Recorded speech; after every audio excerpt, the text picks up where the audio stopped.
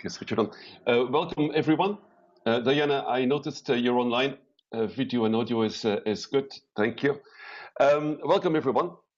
Welcome to our webinar on the art and science of webcasting and web streaming. Like many things that we do in communications, many things are a combination of art and science. As for any and all of our webinars, this is the fruit of a collaboration between GFAR, the Global Forum on Agriculture Research and Innovation.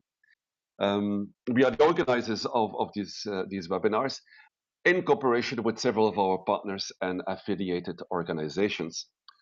These might be members of our GFAR communicators community, or community of practices, as well as some representatives from the private sector. These webinars are a typical example of how we put the GFAR collective actions into practice and act as a mediator between different parties with a common interest. During this webinar, the man behind the scene is Charles Plummer, who will manage the slides and the technical aspect of this webinar. My name is Peter Cazier, and I will be moderating your questions. And I also have the honor of introducing our speakers, and I will give one of the presentations also. Charles and I both work for the GFAR Secretariat here in Rome and manage their social media and online media channels and outreach projects. As usual, we are pledging to the God of connectivity, the goddess of technology, and the emperor of the internet to keep us all connected for the next 2 hours. As usual, we, from the organizers and the presenters side, are all sitting on the edge of our seats, holding on to wood and crossing our fingers. But before we start with the actual webinar, a word on the logistics. For this webinar, we are all connected through a service called BlueJeans, which allows everyone to see the presentations and those speakers with a webcam. Feedback, tips, and questions should be done via the chat box. So please keep your video and your audio muted. Otherwise, it will suck up a lot of bandwidth from everyone and interfere with the presentations. Even though, as usual, we are with a really big group, we had 140 registrations for this webinar, I would still like this session to be as interactive as possible. So I do encourage you strongly to send remarks, suggestions, and questions during the presentation using the chat box. And I think on your screen, it should be in that side of the screen. The chat box is the icon which you will find top right. During the webinar, we will have a Q&A break at the very end of the presentations. So you will have an opportunity already during the presentations to give any question or suggestion or feedback that pops up in your mind. So just type it right into the chat box, and we'll go over the questions during the Q&A breaks. After this webinar, I will send you a mail with a link to the recording of the webinar, the presentations, and some links to websites or resources that we have mentioned during the webinar, or the answers to questions that we could not answer during the webinar itself. Today, our webinar showcases a communications product, which to me is a typical example how we, communicators, are challenged into areas which we know little of, and we are certainly not an expert in. So when we talk about webcasting or preparing a live web stream, very soon the talk deviates from typical communication topics of what we want to show and why we want to do this, and dive somewhere into the deep, dark secrets of real technical stuff. Stuff like bit rates and frames per second discussions, and should we embed an iframe or a JSON? Why do I get a desync and IP routing problem and buffer rates? Meanwhile, I do remind everyone to keep your audio and your video, otherwise we ruin it. Charles, will you mute? Okay, I'm muted. That was steady. All stuff like the iframes and the desyncs and the IP routing and buffering are things in the technical world of audio, video, internet services, and web services, and have little or nothing to do with our typical day-to-day work as communicators. Live webcasting and streaming is definitely an area worth exploring, nevertheless. It is an exciting new way to reach out to an online audience and involve them interactively but still it's full of pitfalls and snake pits. So today we want to debunk a bit the mysteries of the dark secrets of webcasting and give you some examples of where it went horribly wrong, but also tips on how to do it right. The structure for today's webinar will be, thanks Charles, first presenter will be Karen Bascombe, who is running a non-profit organization in Trinidad and is involved with many workshops and conferences in different parts of the world. He is currently in the US. He will kick things off by putting it all into perspective. He will share his challenges to live stream a workshop and use it as an example of how it can go wrong. He will be followed by Morne Iberson. He's the founder and the manager of Space, a media agency. He's joining us from South Africa. He will give us an introduction of webcasting from events, the insights from his perspective as being an event organizer, and showing the challenges they face from their end when integrating webcasting as part of an event. Then I'll be the third in line. I will give my perspectives of the last 7 years of somewhere organizing or being involved in webcasting from events, summarizing a bit what I see as the challenges and some of the tips and tricks to avoid obvious possible pitfalls. Then we'll follow up with Robert Feldman, who manages a full-service webcasting company, joining from the state of New York in the US. He will give us his perspective of using his proprietary webcasting system and their experience in using a simple but effective remote control video capturing system to be a show of proof, a point in the proof that we want to showcase in it doesn't have to be complex to be good. So Robert will actually run, and this is a premiere, Robert will run his whole presentation live from his own webcasting production system. Then last and definitely not least, Diana Dober, who is a social media coordinator from the UN World Food Programme, joining us also from Rome, Italy, will share her experience on how to use live streaming for more than going live from events. As you know, WP is one of the frontline humanitarian agencies with staff working in about 100 different countries all over the world. So Diana will share her experience in doing live webcasts from the field. Then we'll end with about 20 to 30 minutes of questions and answers with questions that you have forwarded to us through the chat box.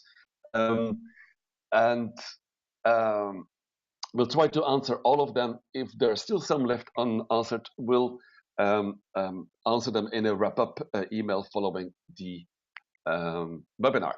So Kieran, your turn to unmute audio and video.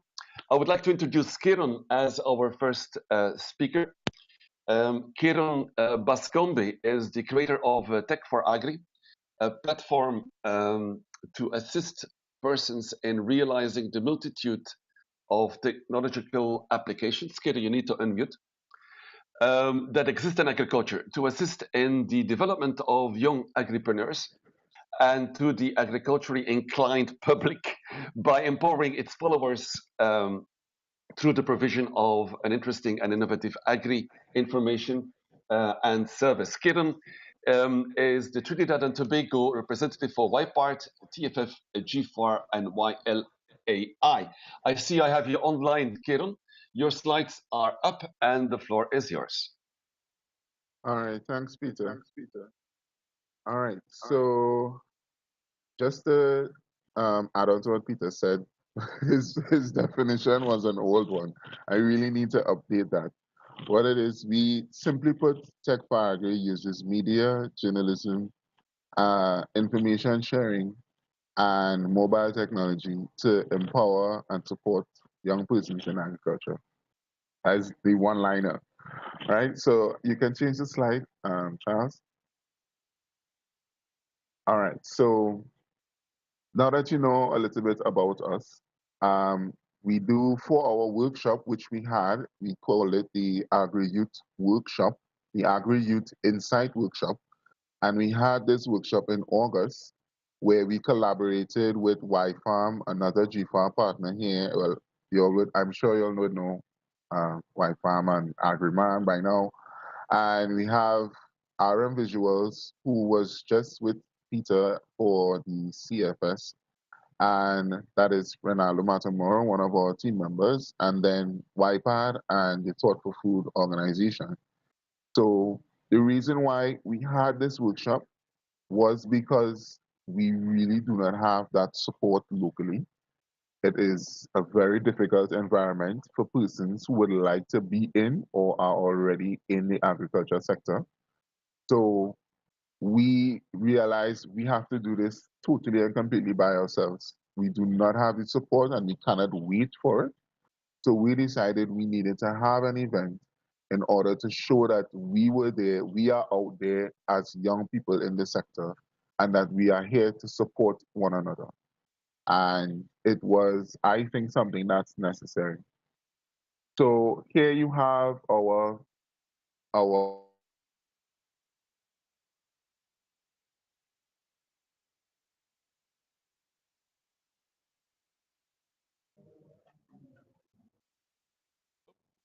And Kieran got disconnected.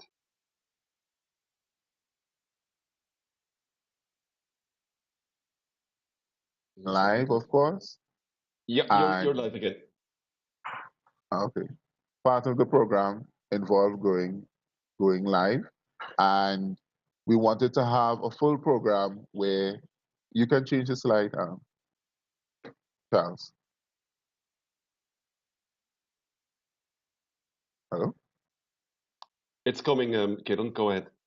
All right, right, right. I forgot there's a delay. So we wanted to have a program where we made sure we had enough time for building skills, so those skills in those areas, and also, engaging. We really wanted to expose these young persons to the wider agricultural world. So you can see here on the first day, this was just in August, so it really was recently held. We had Thought for Food. They had prepared a little introductory video for us, and we wanted to broadcast that live as well as broadcasting what was happening at the event live as well. And we had a set time, we weren't supposed to go for too long of a time, etc., etc. You can change the slide again, Charles. And so we had all these live prompts and whatnot and whatnot. So I will tell you how things went before, during, and after the event. So before, as the event started, we already made quite a few mistakes. We started planning and organizing, I wouldn't say less than a month, but let's say almost exactly 1 month before the event. And we found that the timing was very problematic. It's the end of August, which is the end of the holiday period in Trinidad. So persons are not really interested in going back out to work. They kind of want to enjoy the remainder of their holiday time. And there was also a lot of traveling between myself and Alpha, and we were the key organizers. So organization in itself became very hectic. And because of all of that organization, we had little time to market on the day and properly prepare the event, like properly prepare where the event was and what it was going to be. We did not have time to do a full dry run. We were able to test going live, and we decided to go live with OBS broadcasting software using a mobile dongle. So the software is free. We did all we checked it out. You can change the slide, Charles. We checked it out, and millennials, we feel we can do anything if we just go and Google it or YouTube it. And so that's what we did, and we found many different persons who have tried live streaming using these types of software, and I tested it out and we got it working. It worked, with how the software works. You can set up your scenes on one column, and then you can sort of load it up on the right column. So what you see on the right is what is going to be live. And then on the left is kind of like a preview. So you have to build what your scene is going to be for X time, right? So we had an introductory video, then the Thought for Food video, which kind of set the stage for the first event, the first exercise that would have been broadcasted live, so that live participants could participate. And then we would have moved on to the skill building sessions, which we really would not have spent too much time on. The intention was, I mean, I think it's a general rule that you're not supposed to, if you're webcasting, it's fine, but if you're going live, it's just for a short time, let's say 20 minutes max. It's kind of like a standard based on people who have been going live in general, right? And so you can change your slide, um, Charles. So as much as this program, this software was great, you know, we started to consider during the event, like, was this the right software? Like, we simply wanted to communicate what we were doing at the event, so like, was it necessary to go and use this software? And soon we learned that this certainly was, because during the event, every single thing that could have possibly gone wrong went wrong. And it was very, very frustrating because, you work so hard to try and make everything as good as possible. And it literally Murphy's Law.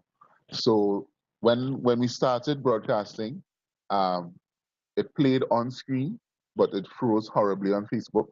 So immediately there was just influx of messages coming in with persons who I prepped and said, listen, we're going to go live. Could you follow along? Could you ask questions? This is the hashtag, etc., etc. Make sure you follow on Facebook. And so they were all waiting. We ended up having a whole lot more online viewers than the actual number of people in the event. And it was really frustrating because they're looking for this information. They want to know, okay, how can these young people, how can they learn, how can they use these skills? And it was, frustrating to have to deal with the live stream issues and try to answer persons asking, where's the live stream? What's going on?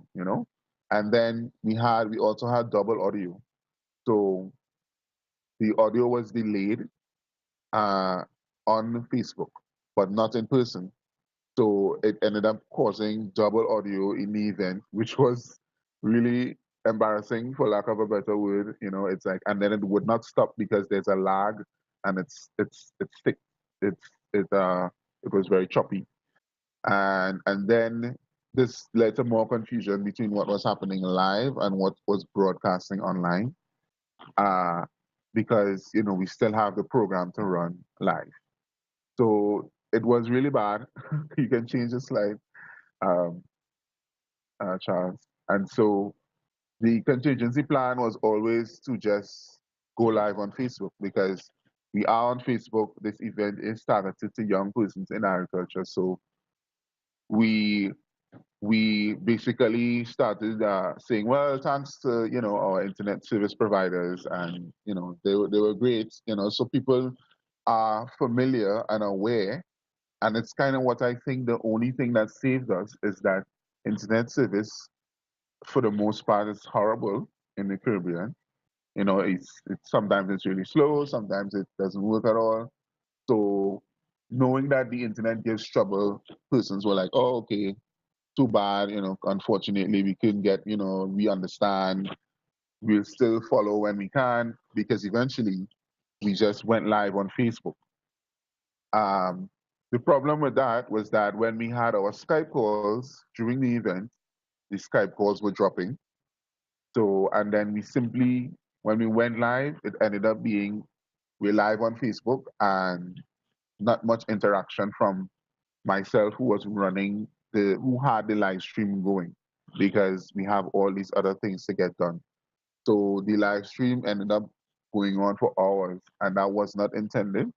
We still had quite a few followers for that period, but I'm sure that what they did not stay for, the hours that the live stream was just going and going and going. So it just became really, really difficult. And the whole concept of the art of going live and engaging the audience and doing certain prompts and all of that was planned, and none of that ever took place because of continuously worrying and focusing on other things rather than being live. Having to worry about this and that and just having, that comes from not having enough human resources to actually run the event. You need to give attention to those things that cannot go down. Yeah, go ahead, Charles. And so now, even now, there were some very positives, very, very good positives coming out of this event, despite Murphy's Law reigning supreme. We had positive participant feedback. So those participants you see to the bottom right, they were happy. They understood that yes, we had problems. We are doing it for the first time, and I'm very thankful to them. But they really and truly did not know a lot of what we taught. Marketing and psychology and social media and editing video. They really appreciated learning those skills as young persons who have their small businesses, and they would like to take those agribusinesses forward. And even though we had live issues, our other prep videos and our other what other content that we were sending out there wasn't bad at all. And so this has led to offers for other workshops. We had a request to create a workshop for the Global Entrepreneurship Week, which is a global event that takes place in countries all around the world, and it's like an online event as well. So persons have their events and follow online, or you may have an event in country. And it's an entire week.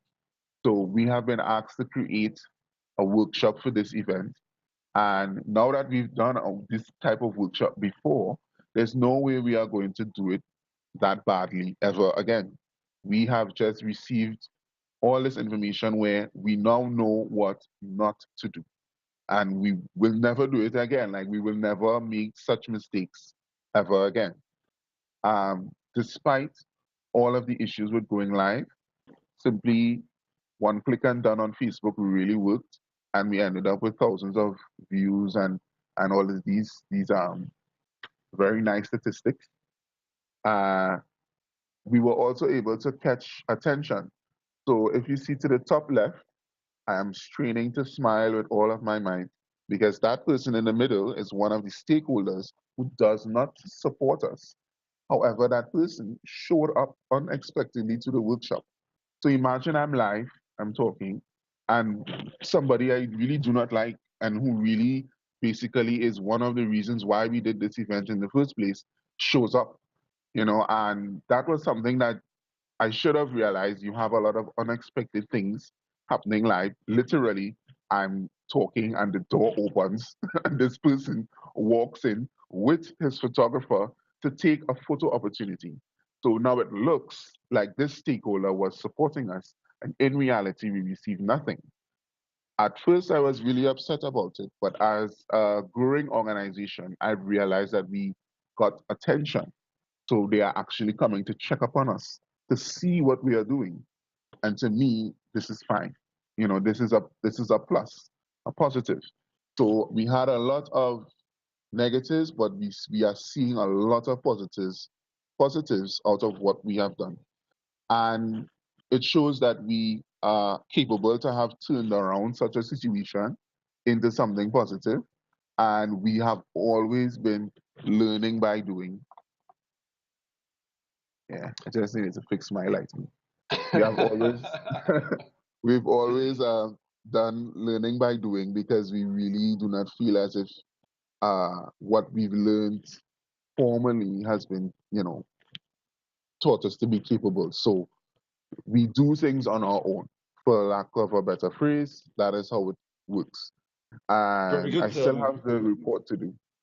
Very good, Karen. I think this is a good example of where things that we try to anticipate here during this webinar. So we want to give people a bit of a head start as to what can be done and the possible pitfalls. Thanks for sharing, Kieran.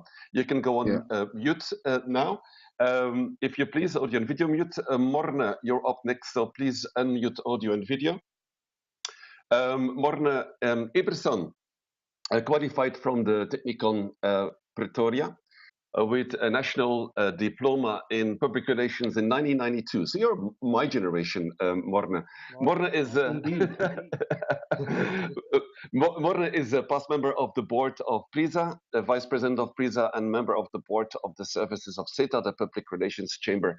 Morna has developed a keen interest for media, content development, and brand management over the years, and took a strategic decision to launch Space, a media agency, with his longtime partner Johan Prins in October 2009. Space is a fully integrated marketing solutions provider for those international brands and services targeting the hugely complex and diverse African market. Morne, you're online, your audio and video is working well, and the floor is yours. Thank you. Good afternoon. First of all, I need to apologize to our audience. I've got a bit of a cold, so please bear with me if I burst into spates of cough. I worked with Peter on GCAR 3, which was hosted in Johannesburg in 2016. Now, GCAR 3 is the third global conference on agriculture research for development, organized by the Global Forum and CGIAR.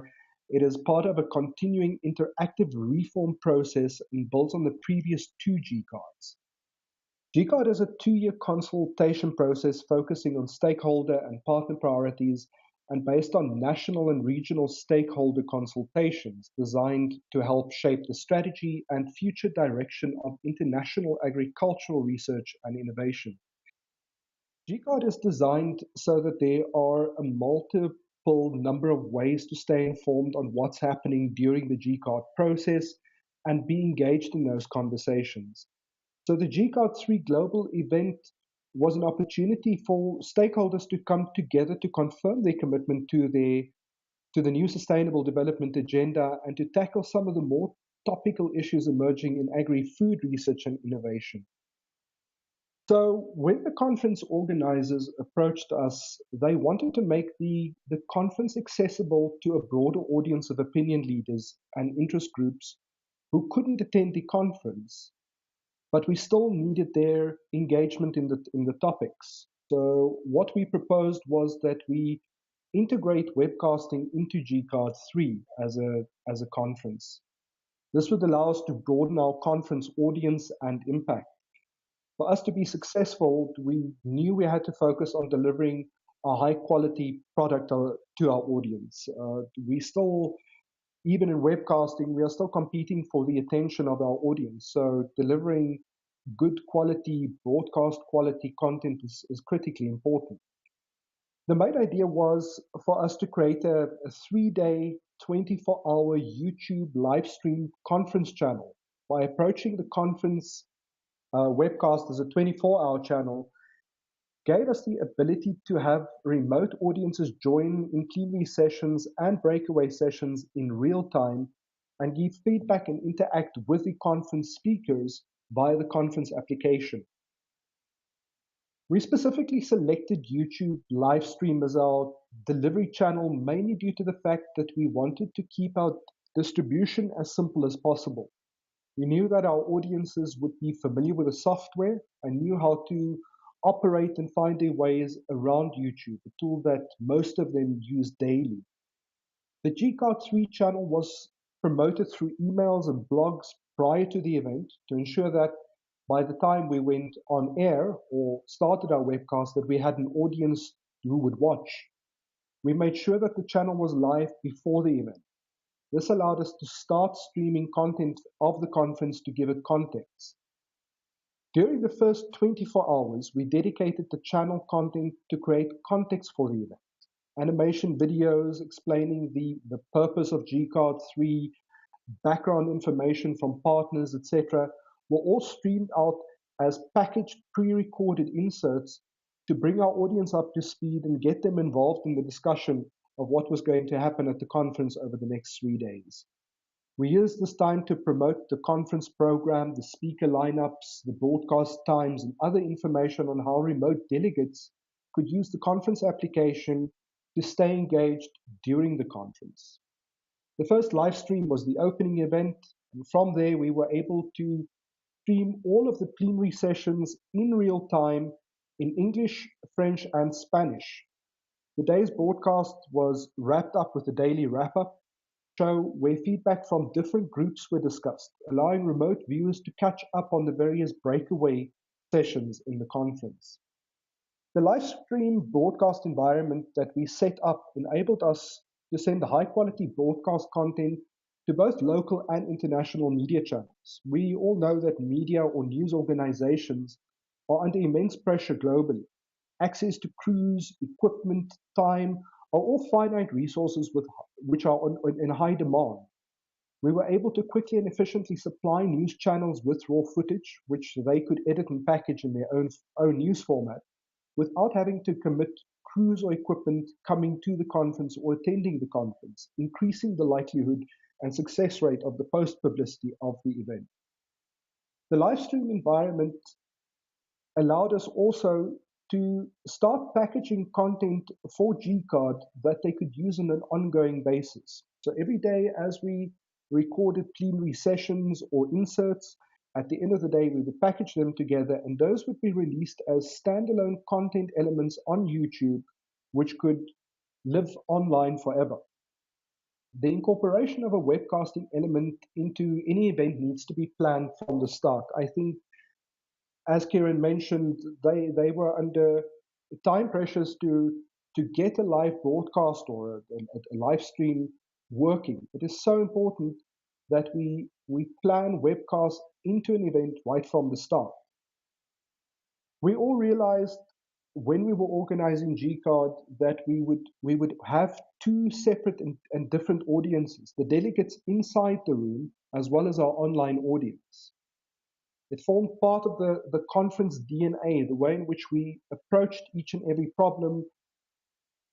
Webcasting was always part of that solution, part of finding a way and incorporating it and really integrating it into the conference. It was considered in the planning of the program, the technical setup, the daily schedules, the format in which different talks were to be presented. The GCard 3 webcast solution was elaborate, but I think it demonstrates how we can use the technology to create further reach and impact of our conferences and events. It's all hugely exciting, webcasting, and the possibilities of what we can do really is endless. But we need to always remind ourselves that basic, tried and tested broadcast communication and design rules still apply in a digital environment.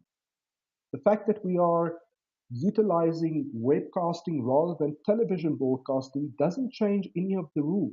We still need to comply with all of those basic good rules of producing good content. There needs to be a strategic reason why webcasting is required. Webcast allows us to reach a wider audience. It allows us to influence opinions and gain support for our organizations. As the popularity and improved user experience increases, we will most probably see more online discussions and conferences taking place with delegates in different parts of the world. Webcasting will become a standard feature in most conferences. We've already seen a huge increase in need of local conferences or conferences happening in a traditional venue where we have to stream in speakers from different countries, or where we need to communicate panels or broadcast panels into different environments. Incorporating webcasting into your conference or event needs to take place right from the start. Webcasting must be integrated into your event or conference. It cannot be a last thought. It can't be something that we thought of at the last minute. It needs to be part of the DNA. It impacts on so many of the key decisions that play a role in the success of a conference. Anything from a room setup, the format of a discussion. Integrating a webcast could even have an impact on the selection of venues. In the case of GCard, fiber and broadband access is still fairly new in the South African environment. So we needed to go into a conference facility where we knew we had good broadband internet connectivity. Integrating is so important, and access to good, solid broadband internet is critical. So there really is a lot of things that should be considered before we can execute a webcast. It can be used effectively in different scenarios, from distance learning to creating close discussion groups or panels, all resulting in online audiences which we can reach. So I've developed a couple of basic questions that should guide all of us to, before we start or engage or start planning our web conferences. I think the very first thing is there has to be a reason why we are going to webcast. That reason will inform the purpose, the structure, and the design of our communication. If we are wanting to talk to remote delegates, it would be different, or our setup would be different to when we use the same environment for e-learning. Our overall theme or message needs to be incorporated. A clear message and content strategy is required to make a successful full webcast. Content will need to be packaged in an integrated visual language. Similar to a television program, we always want our on-air appearance to look identical, no matter the fact that we're streaming on the internet. We have to understand our audience. We need to know what technology is available, what connection speeds are available to our audiences, understanding the environment in which our audience will consume our webcasts. Will they primarily be an online audience? Would we be a post-recording environment? All of those play a role in creating a big successful webcast. Also, how will we target our audience? Where will we find them? And then finally, I think most importantly, how technology will be used. What tools will we be using? This afternoon, we'll look at different tools. At the moment, we're using the tool BlueJeans. There are scenarios where we can use single cams or multicams. So all of those technical informations need to be clarified up front. I come from a broadcasting background where live broadcasts were expensive, technically challenging, and hugely risky. All of the same things applied. A satellite link could also go down as much as an internet connectivity going down online. A few seconds of black screen which shows no picture was unacceptable, as this would lose audience, a dismissible offense in broadcasting. Back then, we would need to reserve satellite time, link up cameras, move outside broadcast trucks to venues, all to make it possible to stream our messages into households. Today, technology has made things so much simpler. It has shrunk the equipment, it has shrunk the cost, and it has empowered all of us to create our own media channels. Webcasting allows us communicators to be in direct contact with our audience. We have the ability to build our own audience and keep them engaged in our organizations. But this advancement in technology comes with the risk of creating bad quality content simply because it's easy to do so. So don't make the mistake of deteriorating the quality of your content. Consumers are provided with literally thousands of streams of content similar to ours, and they do not have to consume bad content. So it's always critically important that we remember as we embark on our webcast that the quality of the broadcast still needs to be up to standard. We live in an exciting time where we can use new media to create awareness and support our initiatives. Embrace this technology and learn from the best. And always remember to make good quality content. Thank you. I was struggling to find my unmute button. Thank you, Marna. Interesting, and that's a good introduction into the some of the generic challenges, and specifically what you with the space agency are confronted with while setting up and while preparing and giving a bit of the context. I was going to introduce the next speaker. Next slide, Charles. But I am the next speaker. I would like in my presentation, and I'll unmute my video. I would like to share a bit of my experience being a client in event organization and webcasting, and a little bit of the event pitfalls that we have, and giving some hints when you want to organize your webcasting. And I see quite a bit of questions already coming in. One of them from Peter Burry was, do we need to differentiate between us as event organizers, or when we want to use webcasting for online meetings or small communities of practice, and we'll come to that a little bit later. I would like to concentrate on if you want to use webcasting in the most complex environment in event organization. Next slide, Charles. So if I'm taking up my drawing pen here, I'm going to start drawing boxes. Charles, next slide. If we start with the front end, typically in an event, you would have different cameras. You would have a camera that might take a close-up of one of the speakers, another one who is facing the crowd, or somebody from the crowd asking a question, and all of that would be either remotely guided or run through a producer who has a voice connection to each of the cameramen and switching from camera to camera. So you have your video coming in. Next, Charles. Apart from the video, you need to pick up your audio from the podium, and this again might be a complex environment where you have multiple microphones, one for the pedestal, several wireless microphones for the speakers. The audience in the room might ask some questions, so you have wireless microphones floating around. And then you have, next, Charles. And then you have, on the right, you have a specific challenge that we will come back into a little bit later, which is a challenge of the interpreter's audio. While you might be broadcasting on one channel the original audio, you might also, depending on how you market the event, also do simultaneous translations in, let's say, Spanish and French or Russian. So one of the crucial points that you need to ask on forehand is if you want those interpreted languages also to be broadcast on your webcast. And this makes it really complex, and we'll come back to that later. Now, at some point, all of those video sources from the different cameras and all of the different microphones comes together into a mixer. Next slide, Charles. Somewhere at the end of that audio and video line, there are basically two signals coming out, one video signal and one audio signal, and that can run into an encoder, which transforms those signals into something that your webcasting service will understand. Next slide, Charles.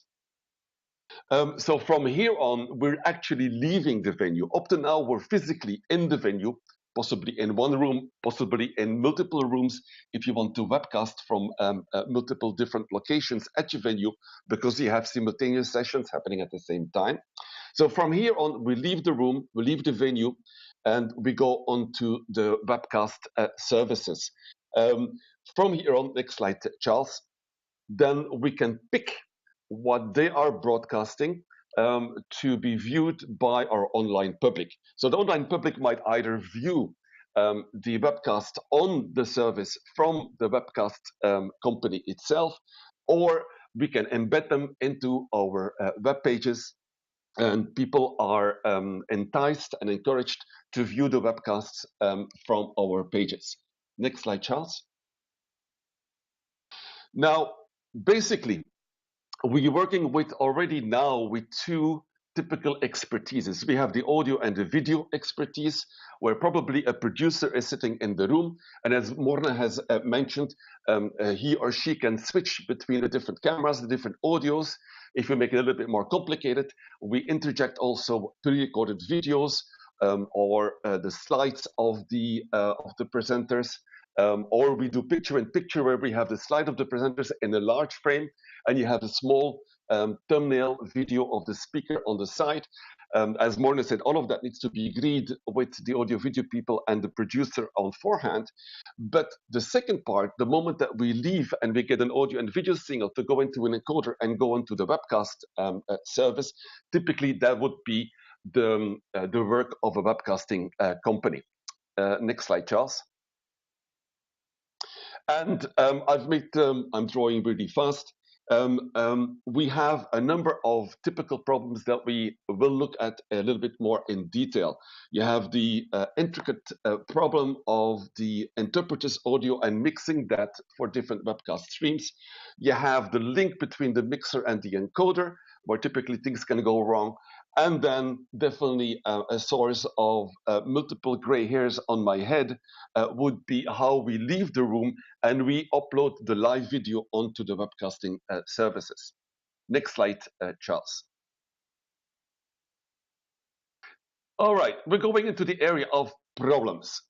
First of all, when you organize a large event, you would deal with different subcontractors. That makes it really complex. Next, Charles. Because each of these subcontractors, let's say there is one company who's responsible for the audio and the video. There is one company responsible for the webcasting. There might be another company responsible for the IT infrastructure and the Wi-Fi infrastructure. Very often, some of these subcontractors, you do not have a choice on. Very often in large venues, these contractors are fixed for a particular venue.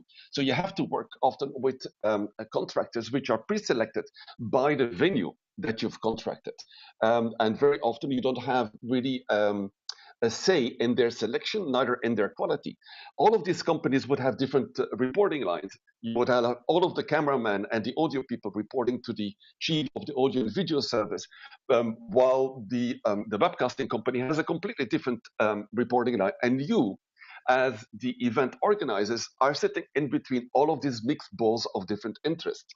Next, Charles. The difficulty also is, and again, I stress this, we as communicators, also what Morgan has stressed, we would typically be responsible for the content, what we want to deliver. And this is also our daily work.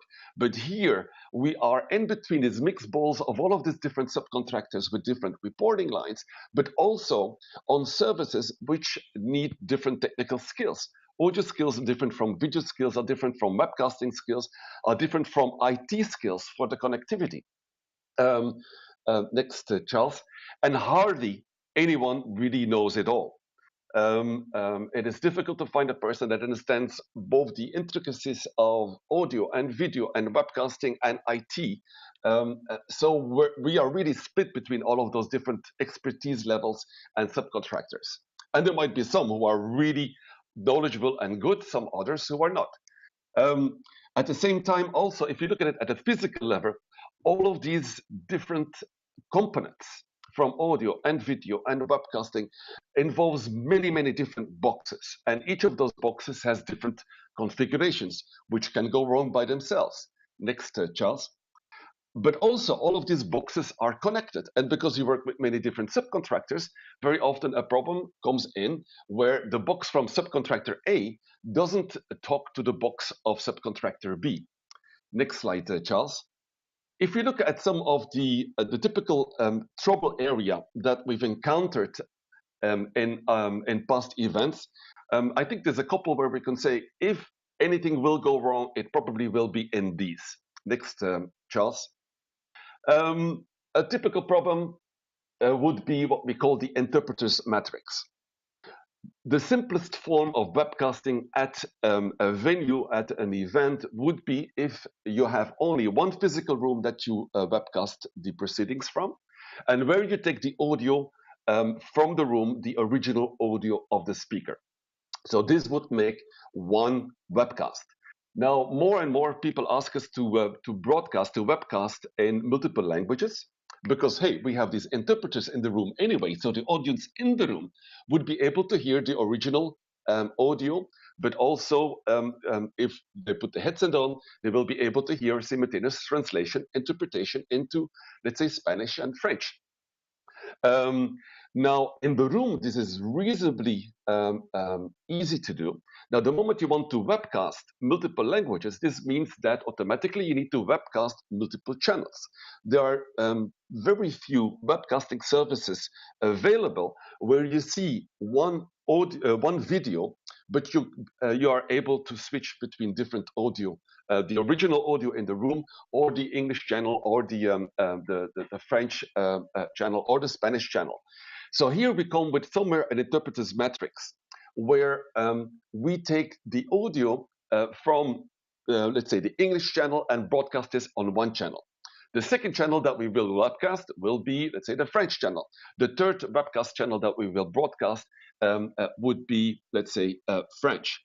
Now, all of that would be reasonably simple still, although we now tripled our complexity. We no longer have one webcast stream, we have one per language, but also becomes complex because the speakers themselves very often in the venue at the event would not only speak in English.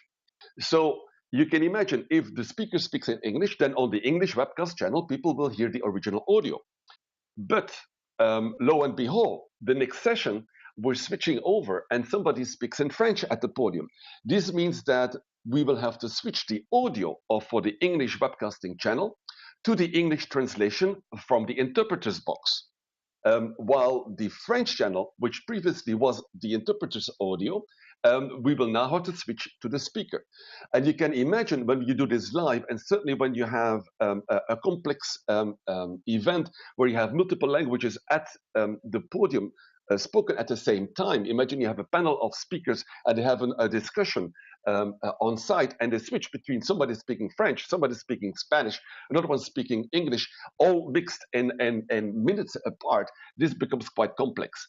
And very often people don't keep into mind that actually the one speaking on the podium might not only speak English. So they forget the matrix switching. Next, Charles.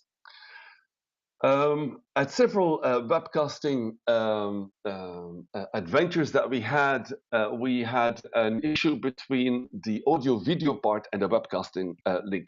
Typically, because these would be two separate companies, two separate contractors, and we had actually one event where the wire and the protocol that the audio and the video people were giving to the webcasting people was not compatible with what the webcasting people, the technicians, were expecting. So we had, a wire and a plug, and it didn't fit together. Next, Charles. Probably, if anything can go wrong, it will be with the upload link. And this comes down to a physical internet connectivity problem, a typical IT problem. It's made more complex also because the IT infrastructure very often is under the management of the venue managers. And they might have done several events before. And we had this problem actually at some of the very large and very professional events where they say everything is fine. We have a 50 megabit link, but then when you actually go into production, when you go live, you see there are different areas where it goes wrong. This is always where we're struggling, where there is not enough bandwidth, there are no fallback links, or people use the webcasting bandwidth that we require and mix it up, for instance, with the Wi-Fi from the public. So in the public, everybody is browsing and sending emails on their mobile, on their laptop, and all of these devices are connected and start using bandwidth. And then when that traffic is mixed with the traffic from the webcasting, the traffic by the participants themselves, which is optional traffic, bogs down on the bandwidth that we need for our webcasting, which is quite considerable bandwidth. And we'll come back to that later in the solutions that I see. The upload link, if anything goes wrong, it will be with the uploading link. And also, Kieran mentioned this, the issues with the providers that they had. Next, Charles. Very often, as event organizers, we underestimate how many people it will take from our end, even just to keep the webcasting rolling. And the more complex the environment, if we want to do from one room multiple languages at the same time, which means multiple web streams at the same time, that makes it more complex. But now very often we come into where the event organizers want to web stream from multiple rooms at the same time. For them, it's a pretty simple issue. They say, well, we have 6 side events in 6 different physical rooms, all happening at the same time. So why can the online public not see those if the on-site public can experience them? Now, each of those makes it complex because each of those rooms need to have an audio-video infrastructure, needs to have a webcasting infrastructure. So you can imagine that slowly, our number of web streams that we're broadcasting at the same time becomes Pronto? very Non complex. riesco a far funzionare. No, non riesco a farlo funzionare. Boh, vabbè. Il telefono. And I have Italian coming in on my audio stream. From our end, because very often we lack an integrator, we have a problem with integrating all of these services. And very often it comes onto our support staff. And I've seen that Edley from the Global Landscapes Forum and from GFAR is online. He's typically one of those support staff. And by adding different web streams, people like Edley would be running around from room to room, making sure that all of the streams stay online and try to debug together with the subcontractors, trying to keep the stream alive. Very often we give insufficient recognition to those support staff, but also we understaff them at the conference itself. My advice would be that you would have one support staff per physical room where you're web streaming from. Another one, and Morna already mentioned this, but also Kieron brought this up, there is by far insufficient testing done on forehand, simply because people do not realize how complex the environment is. They do not understand that we're dealing with that many different subcontractors. Next slide, Charles. So let's move into the solutions. First of all, one golden tip is a good integrator is worth his or her weight in gold. If you have one person, or even one subcontractor, who can bring all of those different subcontractors together and make sure that we anticipate all of the different possible technical problems based also on his or her experience, that integrator is gold and can take away a lot of the burden on us, because very often we, as communications people, we're seen as the ones who have to make all of those different boxes fit. So spend the time and spend the money on a good integrator that understands your need as well as all the intricacies of the different boxes and connections. Next slide, Charles. Spend time on pre-event testing. What we would do is somewhere a month before the event, with the audio video people and the webcasting company, we would ask for a point-to-point dry run, which means that they can broadcast from their studio or from their offices, and we look how the audio and the video comes in on the other side, where we embed it in our website. And at the same time, we use this also to make concrete agreements on what bandwidth versus what quality that we have. So we have to tune the bandwidth and the quality. This is pre-event testing. And I have somebody whose audio is not muted, so please keep your audio and your video muted.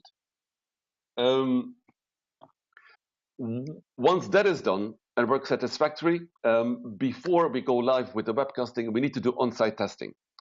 This is, again, a point-to-point, what we call a wet run. And it's at the same time an acceptance test to confirm to the audio video people and the webcasting people that everything is running as we wanted. On-site testing is in a live environment before the actual event going live. This means that we test every single configuration. Okay, we go to room A. We simulate that the podium is speaking English. So on the French channel, we have to take the French audio. On the Spanish channel, we have to take the Spanish audio from the interpreters. Let's switch that around. See if it comes out well on our website where we embed the webcast. That works. Let's go to room B, and we will test the same. And this needs to be done point to point. So this is no longer within testing, technical testing within the conference. Very often what people limit themselves on, but this is from where the audio and the video is generated all the way up to your website where you integrate your webcasting. Next slide, Charles. More solutions. As I mentioned before, one of the main problems that we have is the uplink the moment that we leave the building. We always on forehand make sure that our internet requirements or connectivity requirements are clear. Next, Charles.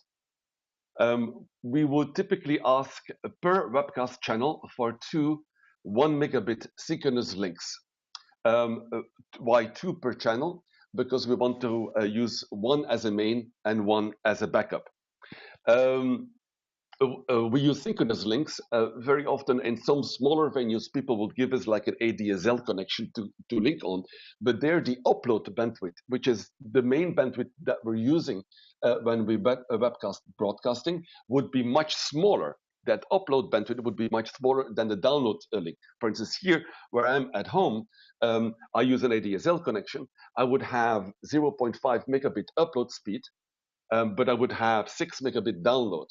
So we need to have a minimum 1 megabit multiplied by 2 synchronous links. Next, Charles. Really important is that you ask for a physical link to the outside. So this might be fiber or Ethernet connecting into your webcasting encoder or computer. Don't go over Wi-Fi. At a conference, imagine that all of those conference participants will be connecting or trying to connect via their mobile phone and via their computer and via their tablet. So that will suck up quite a bit of Wi-Fi bandwidth. And you don't want to add Wi-Fi as yet another box into that whole complex environment. Next, Charles. Make sure that your main and your backup routes for the internet are routed separately. This means that if possible, use 2 different providers. So if one internet provider is failing or has a bandwidth problem, you can switch easily to your backup. So don't ask 2 links on the same provider, but split them up. Next, Charles. And make sure that the outgoing bandwidth of the internet is split from the public Wi-Fi traffic. Very often they would give you a physical link to your webcasting computer, but once the internet traffic is going out, then your traffic, your bandwidth traffic, would be mixed with the public Wi-Fi traffic and would start to burden on your the traffic, the bandwidth that you need to go outside. Next slide, Charles. Yet more solutions. Make sure, Morten also mentioned this, that there is a clear agreement with the producers. Are you going to use slides in your webcast? You expect the webcast company to show the slides while the speaker is speaking. Next, Charles. Will you use video? Do you have pre-recorded videos? Will you use them? At what point will you use them? Do know that for many webcasting services, those slides and those videos need to be pre-processed to be able to show them during the webcast live itself. Next, Charles. Do you require the speakers' names and titles to be shown? Which is a complexity by itself, because the technical people will not know the speakers. So they will not necessarily know which placard to put up when. And do we need to do this only for plenaries or also when you have discussions? Next slide, Charles. Well, there's a helicopter coming overhead. Do you require the webcast to be recorded? How fast do you want the recordings? Do you expect them to upload it, or will you upload it? Next slide, Charles. And do you also expect webcast analytics? Do you want traffic figures, how long people have looked at which webcast? Do you want this real time? So you know you need to do better on your marketing, your on-site marketing or not. Next, Charles. And yet more solutions. To try to avoid coming into the IT problems, make sure that the moment you step into a venue as a conference organizer, you befriend the on-site IT expert. Try to find the person from the venue who is responsible for the network connectivity. This has saved my life in oh so many events. Next, Charles. Golden rule. Again and again and again, do not underestimate the complexity of this and recognize as communicators, we are not the master or the expert of all of those different technical functions. Do not underestimate the complexity, as you have seen with Keron's example. So basic advice, next Charles, would be kiss, kiss, kiss. Keep it simple and stupid. Simple as possible, configure the webcast as simple as possible. And we will switch in the next presentation to Robert, who actually has implemented a very simple way to capture audio and video and webcast and to avoid some of the problems that we've mentioned. But next slide, Charles. Before I leave you, one more thing, and this was already mentioned in the comments, make sure that at an event to make it true two-way. So try to involve your on-site public and give them the possibilities to ask questions through a chat channel to your on-site panel. And this would be webcasting 2.0, not only broadcasting, but actually having a true interaction. Thank you very much. I'm going to switch back again from my hat as presenter to my hat as facilitator. Charles, you can go offline with the your slides, and Robert can go online. I see Robert is online. I have audio from one of the presenters coming in. Sorry, from one that of would be the... me. That would be me. Yes, but one of the participants I meant. And I have also a video feed coming in. Let me just mute this. I hear you, Robert. You're loud and clear. Now, Robert Feldman is the president of Total Webcasting, a full-service webcasting company located in the Hudson Valley of New York. Having started Total Webcasting in 2007, Robert has led the technological advancements and business growth of the company. With Total Webcasting's glass-to-glass solution, customers have a single source of everything needed from the camera lens to viewing on the device screen. So Total Webcasting has developed its own content publishing system called TAM, as well as a portable production system called the TW Media Card. Now, combined, they enable Total Webcasting to take on the most challenging webcasts in very diverse settings. So we're going to do an experiment now.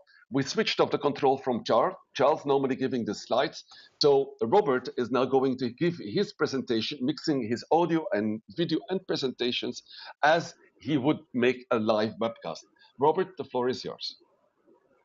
Well, thank you, Peter, and I appreciate the invite to be a part of this today. It's not often that I'm actually doing any talking at an event, so if I do talk too much, be sure to let me know.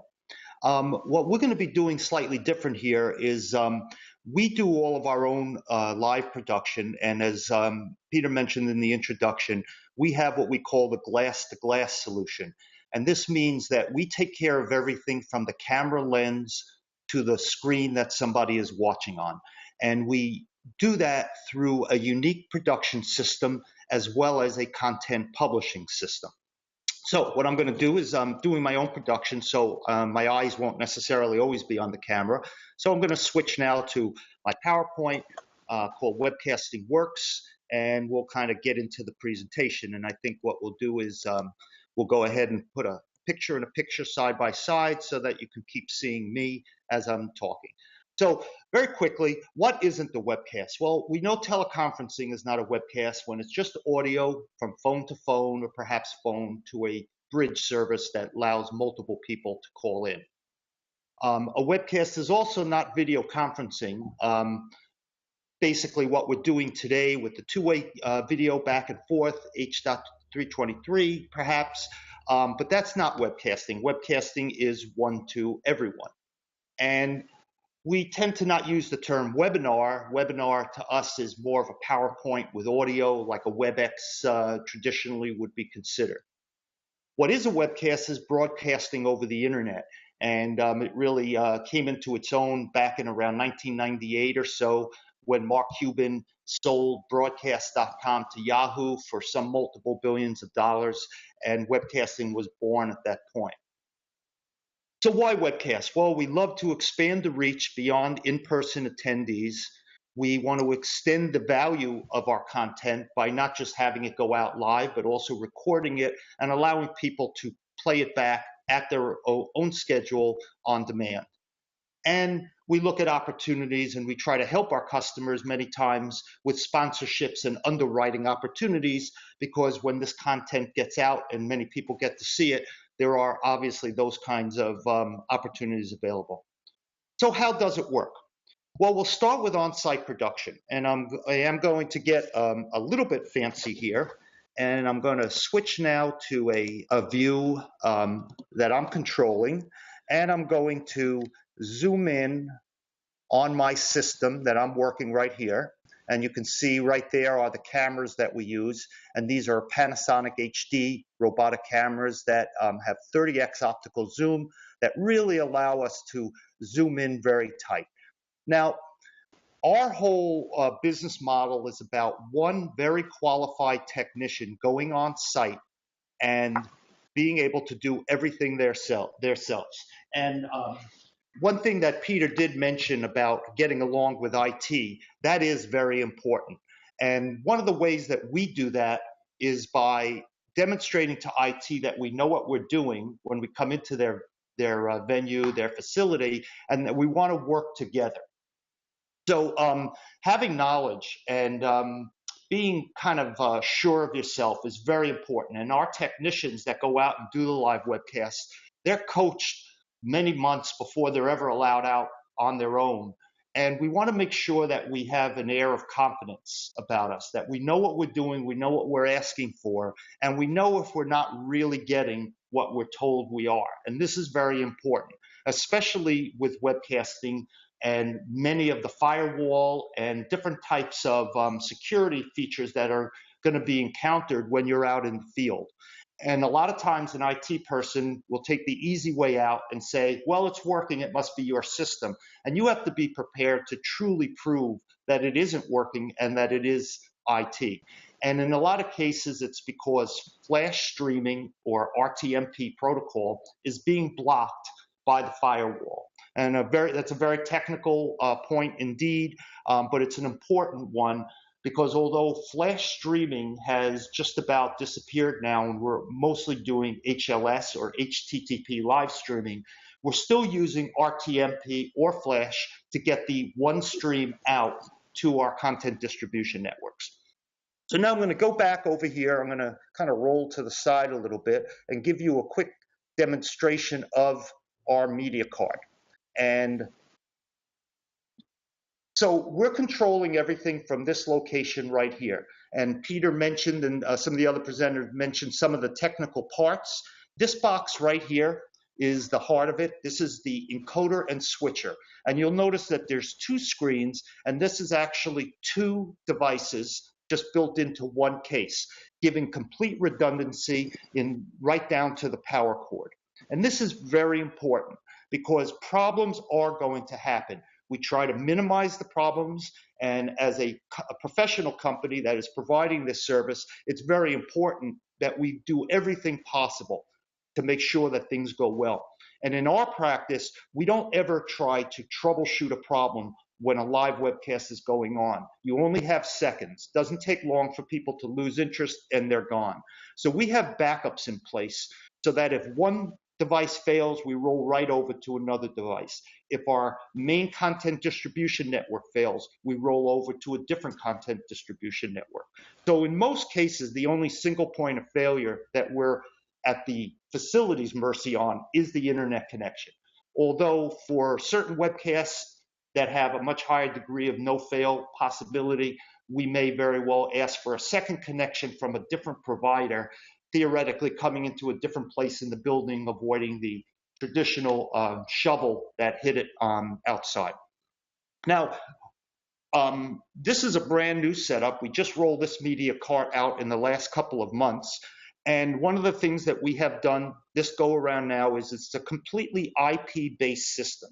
So inside the cart is actually a router, and that's where we take our connection, so that all of this traffic and all of this information that's going on amongst these pieces of equipment is not going out to the internet or going out to the local network. It is staying here.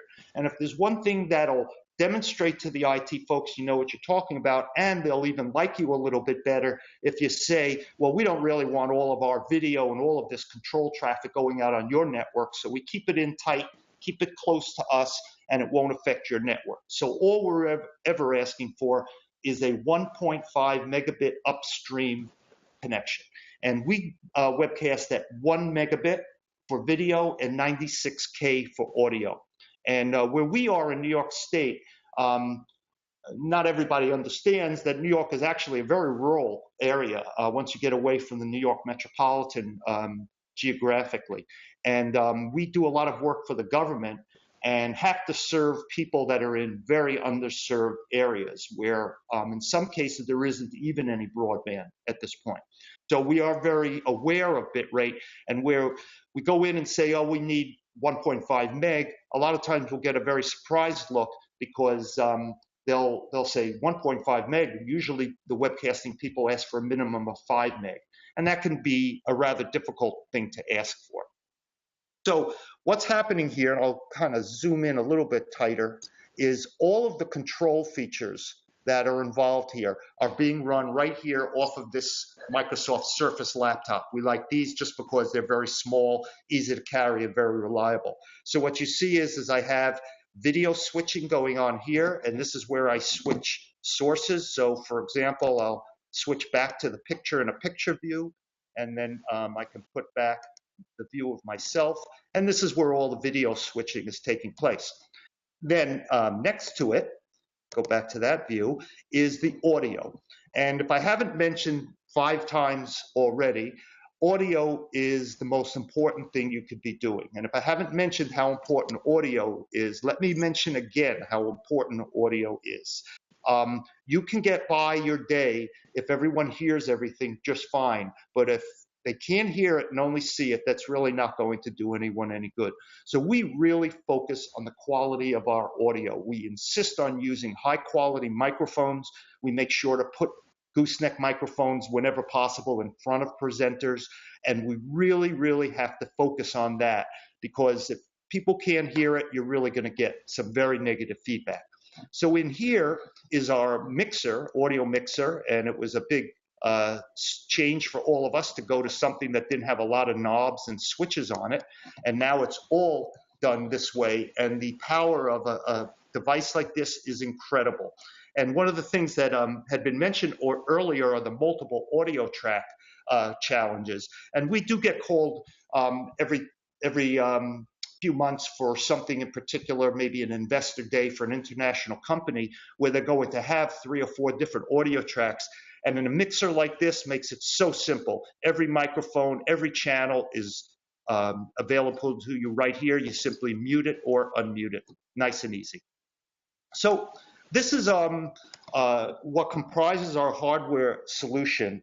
And I'm going to actually zoom out. And it's all even down to the wheels. I'm going to go back just a little bit here. How important it is to be able to get into a venue. And even in Manhattan, where we would think that everything should be smooth and perfect, it is far from that. Some of the worst sidewalks I think I've ever encountered are in Manhattan. So we really had to focus on the platform that we actually transport this unit in with. And if any of you have driven in New York City, you know that when you pull into a parking garage, the very friendly public will give you all of 30 seconds to get out of your car before they start honking for you to get out of the way.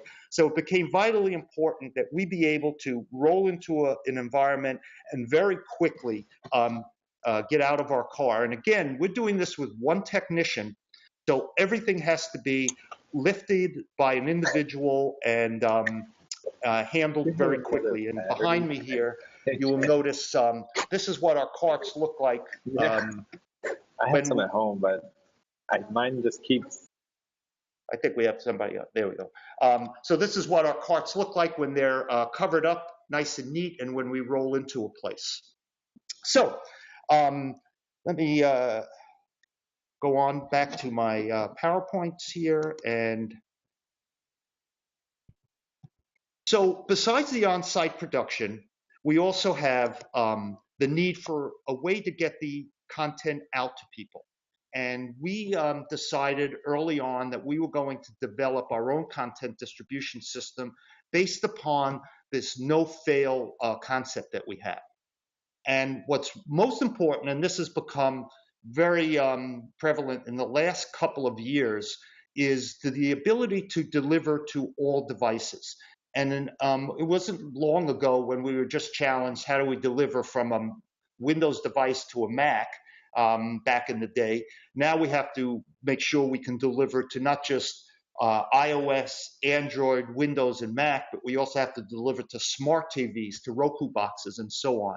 And that's where we believe in our glass-to-glass solution. By covering all aspects of this, we can deliver to virtually any device as long as there's an internet connection to it. So when you're looking for a webcasting provider, here's some of the things you should be asking for. Of course, streaming to all devices, high quality audio with professional microphones. You want HD video. We don't need 1080.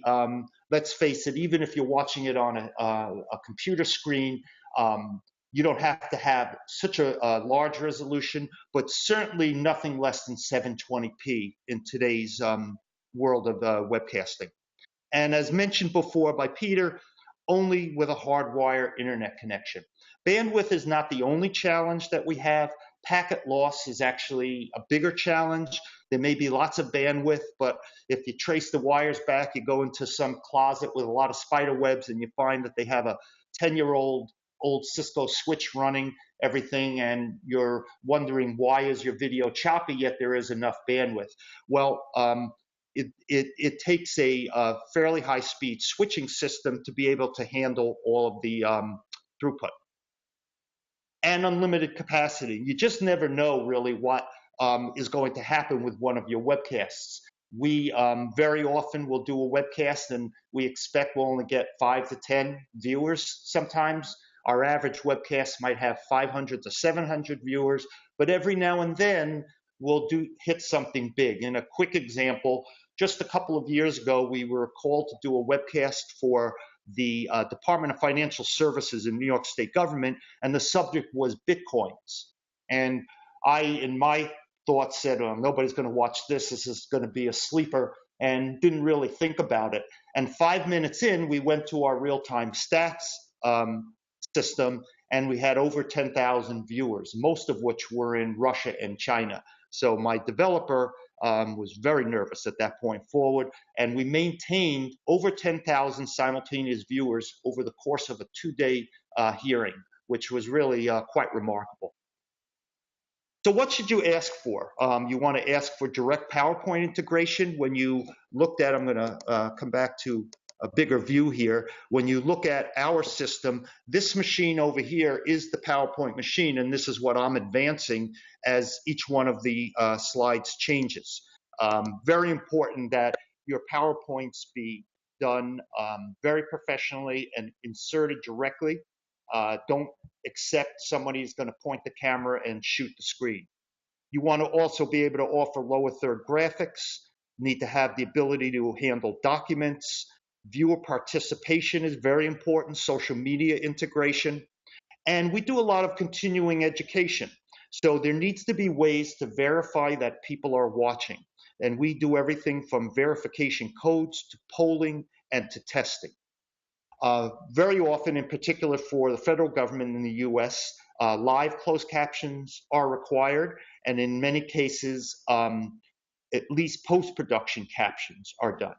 And we also have a feature, which I'll show you in a moment, where we have come up with a way to integrate our transcript to the video so that you're able to actually search the text and find those spots in the video, which I'll show you in a moment. Very important also to be able to segment video so that people that are, if it's a long format and they're looking for one particular subject, you should give people the ability to get to that. We have, of course, the ability to register people. Many times there's pay-per-view. And of course, it needs to be secure streamings. We need to do everything possible to assure that your streams aren't going to get pirated, used by someone else in a way that you don't intend. And more lately, we have video conference integration, something like what we're doing today, which is helping now, in particular, again, going back to government where travel schedules are really difficult. So by being able to video conference into a larger meeting, we really have been able to help in that regard. And then geographic statistics. We have the ability at any given moment to produce, here's the stats, here's who's watching, and here's the cities that they are in. Very quickly, what does it cost? Just to give you an idea, for us, if you wanted us for a full day, somewhere between $3,000 to $5,000 US. Live closed captions should be costing about $190 per hour, and post-production transcript and closed captions should be costing somewhere around $120 an hour. So now I'm going to just quickly switch to, this is live production happening here. I'm going to switch to my platform and just give you a very quick rundown on what the features look like when you're actually using them. So you would get to a screen where you have to log in, which is what I'm doing right here. Now we're seeing the video. There's Jonah. So when I mentioned the indexing, here's the entire program right here. So if you were interested in registration, if you clicked on registration, it's now taking you to that spot in the video. To participate, we have a separate panel, and you'll notice this is in this kind of Windows-esque or Mac-esque format where all of these panels can be moved around as you open more of them up. But we do automatically scale, and if you were watching this now on a handheld device, on a small screen, you would actually be seeing this in a vertically scroll position rather than these moving panels. For verification, we have the need to put in a code. And then we also have live polling. And if I can advance to view of verification and live polling, what this is it's an automatic testing feature. And in the case of continuing medical education, many times here's a verification code going through. Doctors have to be tested, or health professionals have to be tested. So as you can see, just now at the moment it was supposed to, this test popped up onto the screen. Documents, so there's always documents, reference material, and so on. So we have a panel for that where you can open up any one of these. PowerPoint slides, besides putting them into the video like I'm doing right now, we also do have the ability to have synchronized slides as their own panel. No getting away from Twitter, so we figured out a way to embed the Twitter feed, and this one is our newest feature, which we think is really cool. So this is a transcript of the proceedings, and you can click on any word in the transcript that takes you to that spot, or you could search any text word or phrase, and it will show you all the spots that is being used. And very quickly, I'll just show you an example in real time of a customer. In this case, it is the New York State Department of Health. Oops. Robert, we have yes. 1 minute. Okay, so I'll pass on that, and we'll go from there. Okay, so that was pretty much my demonstration. I didn't completely break you off, did I? No, that's okay. I was just going to show you one example, but that's okay. I think you saw quite enough. Well, it was nice to see a live a production of how a webcasting company can use the remote control cameras all with one single person staffed as you were broadcasting this feed, as if people were watching a webcast. Thank you, Robert. If you can go on mute, audio and video mute. It was also nice to see Robert back at work, because we did webcasting with him before, and I think from 7 years of webcasting, being involved in webcasting, it was one of the very, very few instances where actually the whole webcast for the whole event went seamless and flawless from beginning till the end. We are now, Charles, can you bring up the presentation, please? Okay, you can scroll through to Diana's presentation. I would like to introduce now a topic which is not related to webcasting from events. Diana will introduce how the World Food Programme is using broadcasts from the field and supporting it. Diana Dober, and Diana, you can unmute audio and video if you please. Diana Dober is the Global Social Media Coordinator at the United Nations World Food Programme. She is a digital communications specialist with 12 years of experience in the field and 10 years of experience working specifically with NGOs. And I saw many questions coming in about using webcast from NGOs and remote locations. Well, here comes your chance. Before joining the World Food Programme, Diana was previously the Director of Communications for Active Minds in Washington, D.C., and Communications Manager for America Speaks. Diana has previously worked in several private sector marketing and communication roles. She is well versed in a range of social media solutions and technology and has taken part in all phases of both the creative and technical elements of online initiatives, including advocacy, fundraising, and outreach. And right now, she has just spent the last 10 minutes debugging her internet connection. Hey, Diana, good to see you, and I think I can hear you. Go ahead. Hi, can everyone hear me? Yep, you're cool. Go ahead. Okay. I'm getting a little feedback. Oh, it went away. Okay. Hi, everyone. We're talking about going live on social media. I have found it has been an excellent way to reach and engage with current audiences as well as attract new audiences. And it is one of the only ways out there that you have to connect authentically and directly for a low-cost method with your audiences. It gives live streaming on social media has been giving me the opportunity to cut out the middleman, and for an organization like World Food Programme that's represented in so many different locations around the world, we're truly able to connect people from around the world by doing live streaming such as Facebook Live or streaming on Twitter via Periscope or using Instagram Live or Instagram Stories. Next slide, please. Thank you. Before I go into exactly this next slide, I think it's important just to step back and talk about why live streaming on social media is now important. In March 2016, Facebook released Facebook Live. And around that same time, Instagram also, a few months later, released Instagram Live. Along with that, Twitter, Facebook, and Instagram all started having much stronger algorithms that then prioritize live video. So within a year, this landscape totally changed.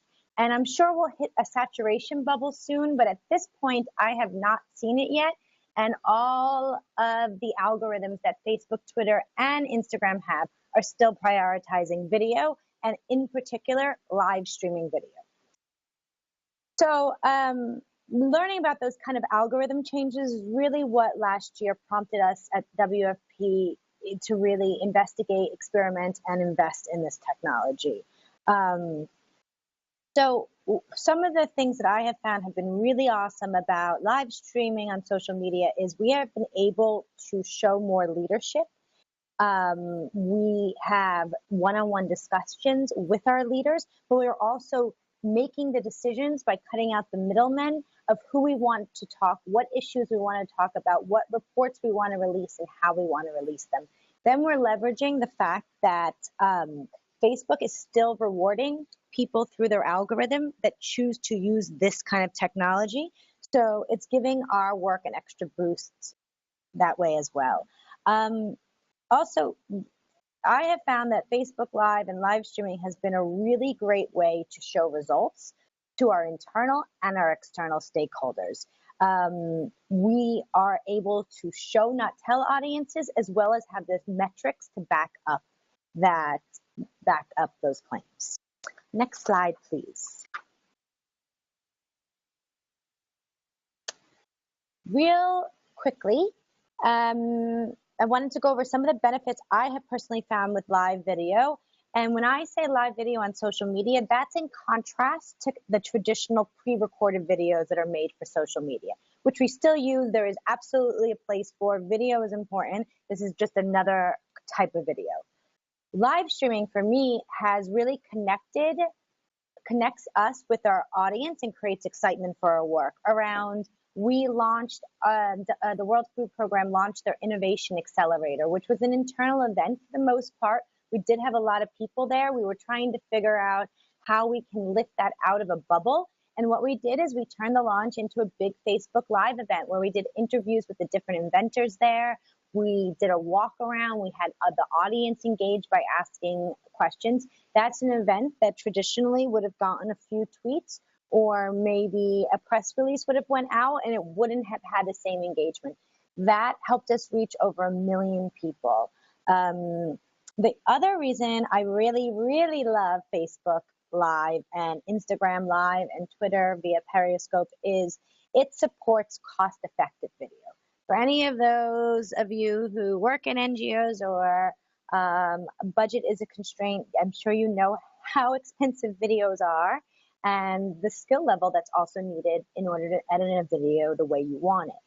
So for me, who does have a very limited budget, but understands that one of the big social media trends are video, live streaming has really opened up a lot and allowed us to do a lot more videos. Sorry, I started reading the questions and I realized I don't know how to multitask like that. So I did see a question came in, but I'm going to finish this and then I'll look at it.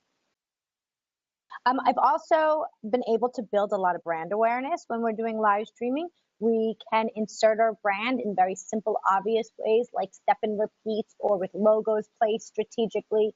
But in the other way, we get to repeat who we are, and we are showing people who we are, what our brand stands for, without just having to tell them or show them a logo. And then lastly, but not least importantly, it drives traffic to your Facebook page, which is really important to see the full breadth of your work. And I have certainly enjoyed, and that also plays into Facebook's algorithm. The more traffic that goes to your page, that means the more your next posts are being shown to people on their news feed. It's all connected. Okay, and questions. Sorry. What works better for live streaming? Then we'll do the questions after your presentation. Please go on. Okay. Oh, great. Then I won't even look at them. Thank you. Okay. A few ways. These are just some of my ideas that we have tried out that we can do live on social.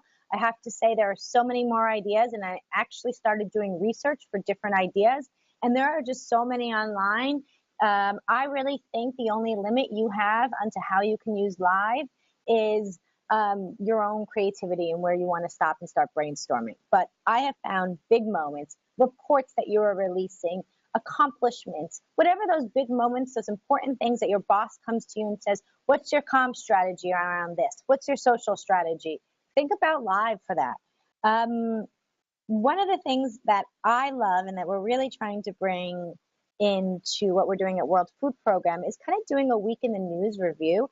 New York Times and Reuters and many other publications are really highlighting their news from a news desk. They're just giving you overviews. Someone's sitting there talking about what's going on. So you can highlight, you know, we used to be sending out a newsletter, an e-newsletter. So can't you offer that same kind of information in a live format? Because we know that's how people are consuming their news on social media.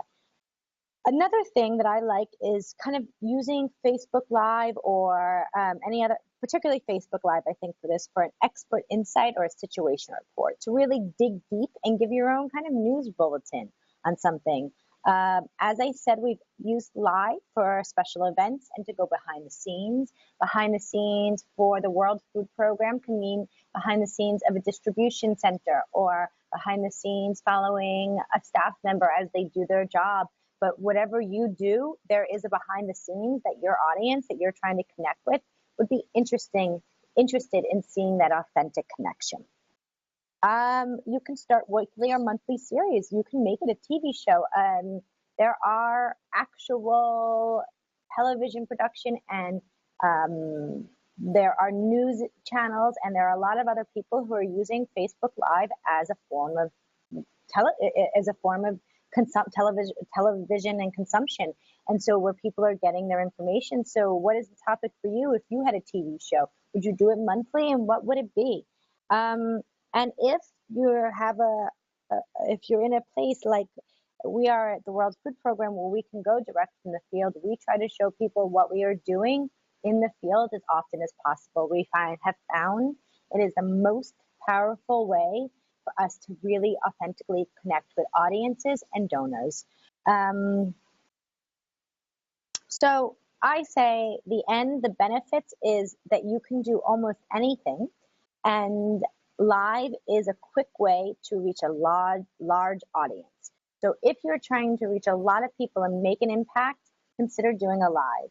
I also just want to highlight that the live can be saved as a video that you can then use and share and cut up. We've used footage from lives into other videos we have produced, or it could be deleted after it's produced.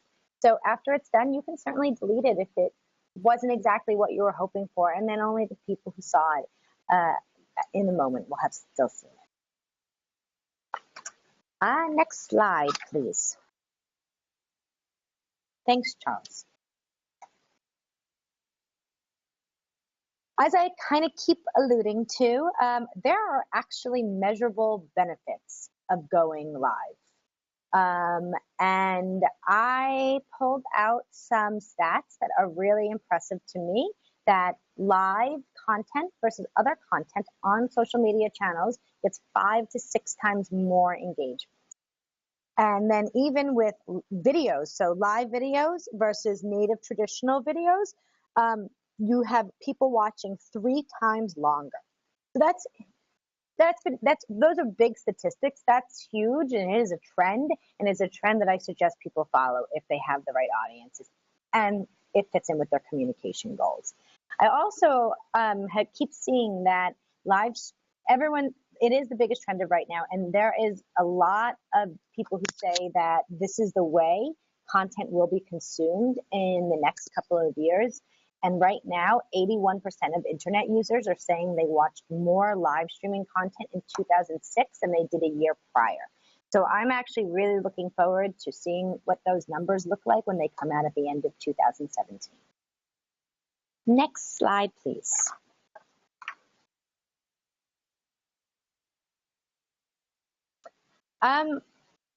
So we've done quite a few different lives in a variety of settings, and I have had a lot of lessons learned. Like anyone who has done any kind of event planning, webcasting, or anything, the more you do it, the more you learn, and the best tip is to make sure you plan for everything to go wrong.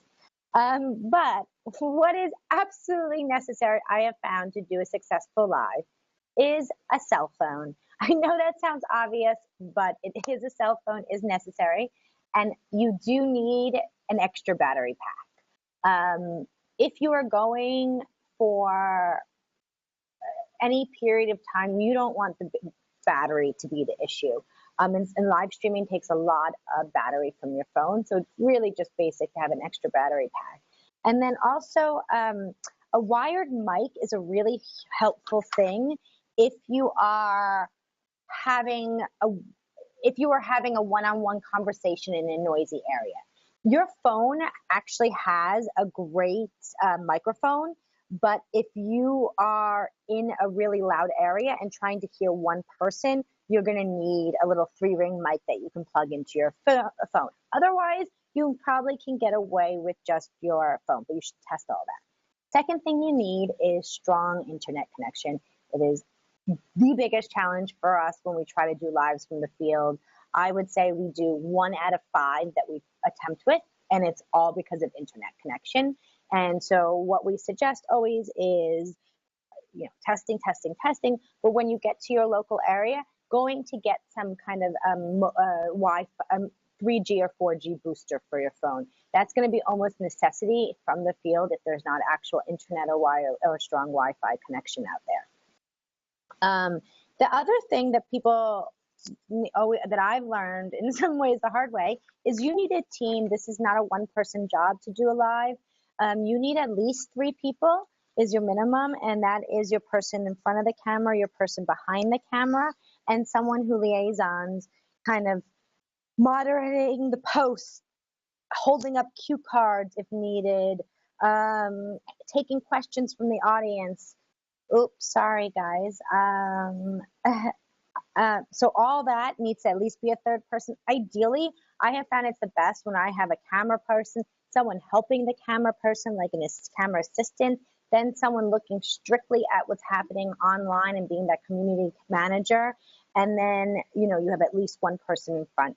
So build your team, think about what you need as you're building it. I think the other thing that is really important is you need to promote your event, and you need to promote it often and on a variety of channels. A few ways you can do that is you can create graphics for the live and share them on all your social media platforms. If it's on a Facebook, you can use Facebook's scheduler tool so that people who like your, people who choose to can be alerted when it goes live. You can include it in emails. You can activate your networks if it's really big, so your celebrities, your ambassadors, your donors. And then once it goes live, make sure you've activated your networks to tweet the link that it is live. Tune in. And test. I know we all know this and how important it is. But the one thing I have done that I found has been really successful has been creating a test page that is just for lives. So especially when we're here in Rome and I'm trying to talk to someone in Uganda, I have a test page that they have access to that closed group that we have created that we use just to test Facebook Lives and to troubleshoot problems. And we also have one with a Twitter account that we do that way too. And it allows us to see what the audience is seeing and get out all the kinks that are happening beforehand. So I would highly suggest that. Next slide, please.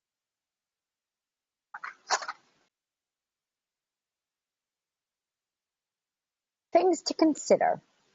Where will your live take place? Is there adequate lighting? No one likes to look at dark people. Do you have sufficient internet? Is there permission to film there? That is something maybe very simple, but sometimes we forget to ask, and then you find out in the middle of something that you can't film there. Also, are you standing or moving? Because if you're moving, I highly suggest you practicing your walking route and making sure the internet stays with you the whole time, that there's not things in the way, because otherwise it gets awkward. And I actually know that from experience. I also have spent a lot of time learning that it's really important to understand who is talking at all times. Is it more than one person? Does everyone know when and where they will be talking? Who will be helping them get into place from your team? Have you prepped them on what they're going to say? Do you know they're going to take questions from the audience? Are there visuals that have to be put into the conversation? How will these be introduced? And I think those are kind of the main questions. Also really important, what is the goal of your live? You should never, ever do a live or actually any communications activity unless there is a communications objective and you've clearly defined your goal. Is it to engage people? Is it to connect? Is it to highlight something? What is it? Start with the goal and work backwards. How long will the live last?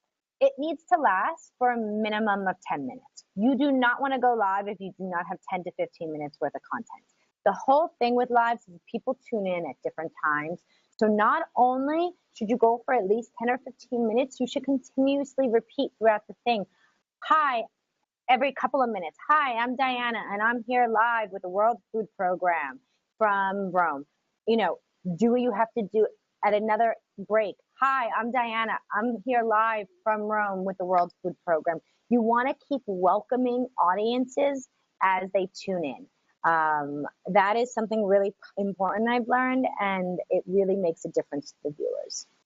And then last, I have no comments on it, but always have to say, have you committed the right resources and have you prepared your team? Make sure you're not just doing this on the fly. It is definitely easier than doing traditional video that is filmed, edited. It is definitely less expensive than that, and is definitely probably easier, especially for those of us who aren't video editors. But it is not something that should be taken lightly. And if you cannot devote the right resources and have the right team, don't do it. That's my last takeaway on there. Okay, next slide. So there are two types of lives we have experimented with on social media. The direct live, which is your most basic, that is streaming through Facebook, through Instagram, through Twitter, It's conducted off a cell phone and it goes straight into the social media site. This is the most easiest and basic, and it's a great way to especially get started with it. But then if this is something you try out and you decided to something that your organization wants to continue investing on, I recommend looking into live API solutions. This is definitely more advanced, but it lets you build live streams that mix in multiple sources, video and audio services, and you can just have special effects like tweets going through, or names, or captions coming up, really like a true broadcast you're able to do. You could also then stream it on multiple outputs. So it really lets you take it to the next level. WFP has just recently invested in technology like this, and we're really excited to try out a few ideas. For us, it's really taking it to the next level and allowing us to curate this type of social media product outside of just our traditional videos. Next slide, please. Sorry, I think I should have probably gone to this slide earlier, but live API solutions are usually cloud-based. They allow you to put a finishing touch on the video, and you are essentially getting TV quality streams, pro elements, multiple inputs, and multiple outputs. WFP just invested in something called Easy Live. This is not an advertisement. It's the one that after testing was the right for us in many ways, but there are many others out there. Next slide, and last slide. This is actually just a quick picture that when I was trying to understand API solution and how it worked for WFP, this is what my colleague pulled up for me, and it made me understand. So I thought I would end that in case anyone didn't understand with an idea of what that looks like. It goes from the phone. It can go from multiple phones. It can also go from traditional video camera from your phones into this one particular with the Easy Live platform, but it could be any cloud-based solution, and then you can stream directly to your social media sites, and then you can download it and have a video. I don't have any more slides, but I wanted to leave quickly on saying what I think is next in this technology. I think, again, like I said, I think we're really moving to dual streaming to multiple pages, so it won't just sit on one Facebook page or one Twitter page. It will really alive, for at least for WFP, can be streamed from multiple language pages, from multiple Twitter accounts. I think 360 Live was introduced by Facebook not that long ago. I think that equipment's going to become more affordable and people will start using it more often. I also think it will decrease in the algorithm very soon. And so I think that's something to consider. And when will the saturation bubble pop? I don't know, but right now it hasn't. So I'm trying my best to take advantage of it. And one of the other video changes that is small, but I think it will affect Facebook as well. I'm trying to get my phone. So, you right now record a Facebook Live this way, but as you've seen, as most video is now being seen vertical, kind of the square videos, because people are no longer flipping their phone to watch. They're watching it vertical. That's why you see the prominence of square videos these days. And so I think Live will have to also adapt and keep up with that. And that's something that's coming very soon. And I'm sure everyone's tired of me talking. So that's it for now. Not at all. Not at all. It's fascinating, Diana. It's fascinating. For those of you who haven't seen live videos and the recordings on Facebook, go to the World Food Program Facebook page. That's actually how I got inspired to invite Diana to speak here, because their stuff is really frontline, not only in terms of technology, but also in terms of the actual humanitarian response they do, and trying to involve the online public with the humanitarian first responders. Diana, do not mute yet, Diana. I'm here. I have the first question for you. For the rest of the presenters, I will one by one pitch some questions from the audience to you. So while I pitch it to one particular presenter, please do pop in and add your comments if you have something to add. Diana, the first one for you is a practical one from Fiona, who says, what, according to you, works better for live streaming video? Would it be Twitter? Would it be Facebook? And maybe we can add Instagram or YouTube Live. Which one do you use most, and what is the one of your preference, and why? Facebook, because they're leading this technology and they make it the easiest. And they're still prioritizing it. With Twitter, you actually have to go through Periscope. So you are going through another platform. It does work fine, and I suggest doing it. But because you're going through a third platform, it is not it's not what I do the most, and it's not the easiest. So that adds a little layer of complication, which is, don't not do it. It's definitely worth it, but Facebook makes it so easy. And Instagram, they are owned by Facebook, is also coming along. Their live is coming along, and it's actually something we're investing a lot of time right now.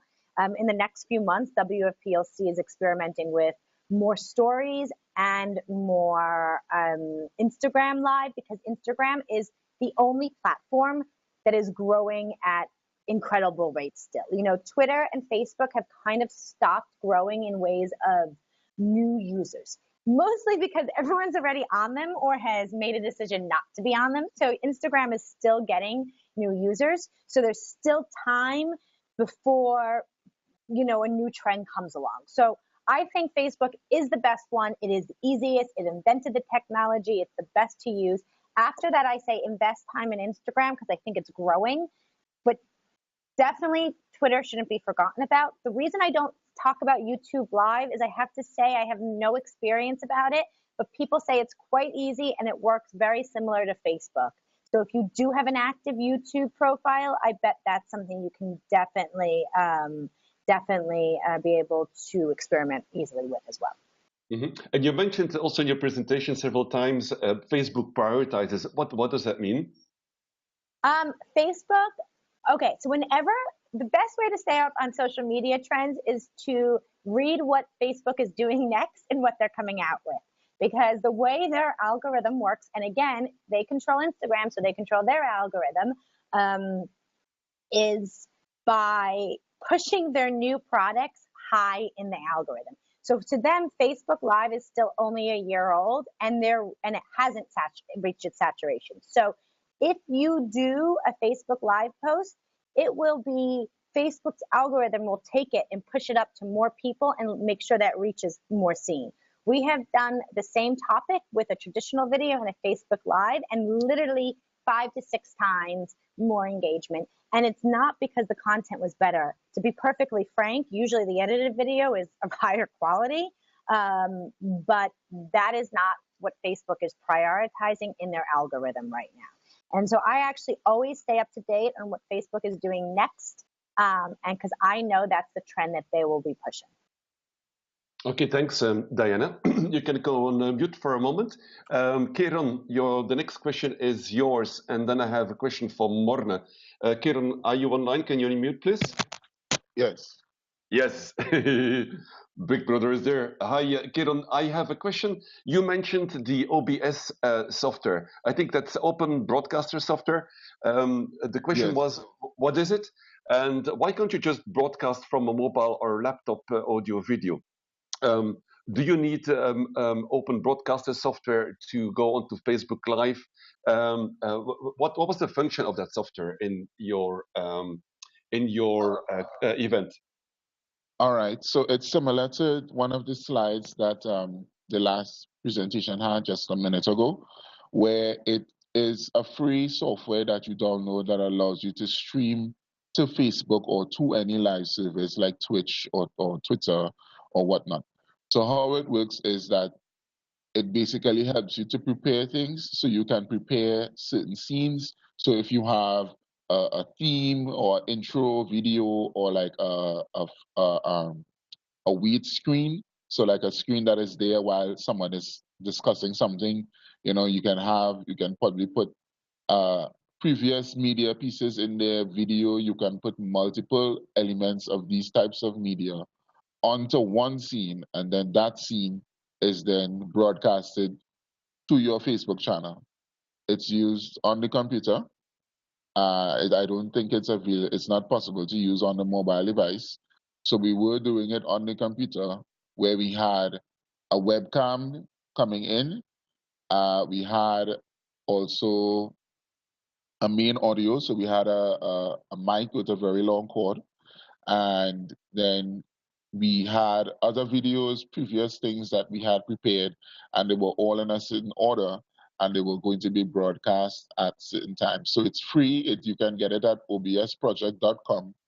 And the video that I looked online, they gave us instructions in terms of setting the correct settings, then the correct broadcast settings, what we should have. And that is where I think that what the error was, because I really did not know what would have been the best setting. And the testing, basically, because of the poor internet service, gave me different results. So I would only use that software if you do have a full team as suggested, and someone is able to manage that, but you do have other persons managing what is happening live, managing the main video that is coming in, etc., etc. So I think it would be, for those, if you simply just want to communicate, I really do think that those one click and done live services like YouTube and Facebook and Twitter and Instagram, I really do think that they are a much better service. But for us, if we wanted to have a big event or a better event, then we can use it, the OBS. But for our purposes, we simply should have just used a one-click live service. Okay, very good, Kieran. Tico also asks if maybe you could put the link to the OBS software or webpage in the chat box. Thanks, Kieran. If you can go on mute for a moment. The next question is for Morne. Morne, if you could unmute, please. Morne, there was a question. We saw in your presentation that for the particular event that you mentioned, I think they refer to the GFAR 3 conference, you used YouTube Live. First question is, was this embedded into a website or did the viewers go onto YouTube? And then in generally, who makes the decision at an event which platform to broadcast on? Is it yours? Or is it the organizers? And then generally, do you prefer YouTube Live or do you prefer to use another platform for webcasting? Go ahead, Morne. Thanks, Peter. I'm going to try and answer all three the elements of the question in one. So, starting off with is the feed embedded and where does this decision lie? One of the reasons why we used YouTube Livestream at that stage, and it preceded Facebook Livestream, was the fact that we could embed a code directly from our broadcast, which went through YouTube, and embed that code into a website. So again, one has to have the ability to centralize your audience at a certain place, be that on your website. That is usually just easier in the overall amount of content which is available on YouTube. In most cases, from our point of view, the way in which we view YouTube is more a distribution channel rather than a broadcast channel. We take whatever is being distributed onto YouTube and we place the content rather closer to or in an easy environment for our consumers to get. You asked a part of the question in terms of whose decision is it in which platform to broadcast or which broadcast platform to use. I think it comes back to a key point that you made up front, which is one needs in an environment like this somebody who can advise according to the correct technical background. So I think they are different needs with audiences, access, ease of use, which need to be taken into consideration. And I think that decision is something that needs to come from both ends. From our part, we're broadcast specialists. We know how to package content and get that content to an audience and engage with them. But in many cases, the event organizers or the event owners understand their audience better. So it is a negotiation, but it's critical that everybody understands the technical requirements to that. I hope I answered all parts of the question. And your platform, from preference, if the organizers leave it up to you, what would you prefer? Definitely YouTube.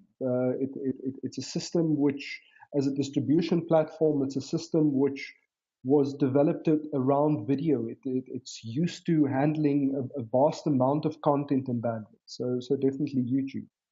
Okay, and indeed, we need to remember that we're talking about events here. A very good model. If you can go on mute for a moment. Robert, can you unmute? I have a question for you. Actually, I have a couple of questions. I'm here. Thanks. I have a couple of questions from you. What, according to you, would be a good compromise between bandwidth and quality? In our environment, many of the viewers of a webcast would be viewing with limited bandwidth in developing countries. So what would you see as a good compromise between, let's say, frames per second or quality in general and use of bandwidth? Go ahead. Great. For us, we find that the sweet spot is 1 megabit per second. We will go as low as 500K. We feel, based on just customer feedback, in any given webcast where we might, or a given day where we would have thousands of people watching, we just don't get any complaints about bandwidth issues related to our streams at 1 meg, but occasionally we will drop it down as low as 500K. As far as frames per second go, I've done extensive testing on this. There's a lot of information you can read up on the technicality of frames per second, but in reality, it doesn't really pay to go above 30 frames per second. Natively, our cameras are 60 frames. The encoder is happy at 60 frames, but the reality is 30 frames per second is perfectly fine for most monitors and screens that it's being watched on. Okay, cool. Thanks, Robert. I'll stay with you for the next question from Teco. Teco says, I want to do this also. He says, I have a MacBook, a Sony NX5, and a Canon D1. So these are two external cameras. What would I need to use those external cameras to broadcast on a webcasting service, for instance, or onto Facebook? How do I interface all of that? Sure. Well, one thing I do need to say, and this comes from the fact that we're a company supplying this, you do get what you pay for, and nothing is really free. And when you use free services, you are running the risk of a quality of service issue being raised, and you really don't have much to go on if you're not paying for the service in the first place. And as tempting as Facebook and YouTube Live are, we find it to be a bit on the consumer side. When it comes to alternative platforms, one that I would suggest everyone take a look at is the Wowza Cloud. It is running off of Akamai's CDN, which is, of course, the largest and probably the most robust there is. So take it for what it's worth. OBS, which was mentioned earlier, is by far the finest software for desktop type encoding that you can find. It is one case where free is okay, although it would be nice to make a donation to them if you are using their software. So the main thing with OBS is what the interface is going to be. And in this example where you wanted to connect up cameras, the best thing to look for is a USB 3.0 non-driver type of device. One in particular is made by Magewell. Another one is made by Epiphan. And these are small devices that can easily integrate with any HDMI, SDI, or other source, and allows for switching and really gives you a lot of power. Just one thing to suggest is make sure your computer is of recent generation and at a minimum a high-speed dual core or a quad core. Okay, very good. Thanks, Robert. If you can go on mute for a moment. I have a couple of questions that came in, and I have to ask myself. Dear Peter, can you please unmute? And actually, it's a question from Peter to Peter, from Peter Burry. So should we, when we're talking about webcasting, should we differentiate between small working group meetings, training, coaching, a community of practices, and larger conferences? And the answer is yes. Of course, we've looked at some of the high-end solutions here. High-end in terms of these were events, but of course, if you have an online meeting where you connect 5 or 6 different remote parties, you might not go for a very complex environment. A point in case here for our webinar, although it is not a webcast, but for our webinar, we all use, except for Robert, we all use our webcams and our mobile phone microphones. So yes, do differentiate. What is important though, and a couple of questions came in that also, where people say, well, this is pretty high-end and complex to do. Remember, when you organize an event, a conference, a congress, very often what you see here, but then very often in a much more complicated way, is what is happening at the back of the room, where you see all of those technical people running around. So the having worked with Robert, I could see the difference with working with a single person staffed solution where they have the remote cameras and the production is done from a single seat compared to these dozens of people running around with audio and video, and also the remote cameras contributed to that. So this is basically one person rolling in with his cart and doing the setup and the production all by himself or herself. Follow-up question from Peter was, so webcasting is really simply podcast with image. Well, no, podcast is really a pre-recorded event, audio only. So webcasting, the difference between that and watching videos pre-recorded on YouTube or on Facebook, webcast is the art of bringing live video and audio. And even more so, doing it in an interactive way, like we saw in Diana's example, where people can also ask questions online on the Facebook interface. Robert, I'm going back again to you because somebody, and I think it was Epifan in Ethiopia, said, I want to do that also. So what does it require, Robert, to establish, let's say, a webcast company? And I also saw a question coming in from Teco saying, well, I would like to provide those services. So do you have training in multimedia? Do you think it requires specialized technical skills? What is most important? A good camera, the sound recording, the setup itself, and the mix. Give them some tips if those people in, I think it was Ethiopia and Nigeria, would like to start providing those services there. And side question to you, do you only provide services in New York? Robert. All great questions. One big help is to have an extended family with a lot of skills. My son is my partner in the company. My brother is the developer. My wife runs business and administration, and my daughter is involved in the graphic arts that we have to use. So it definitely helps to have a lot of family members that are involved, and it also makes the holidays go by quicker because you have lots to talk about. It's like having a board meeting instead of a Christmas dinner.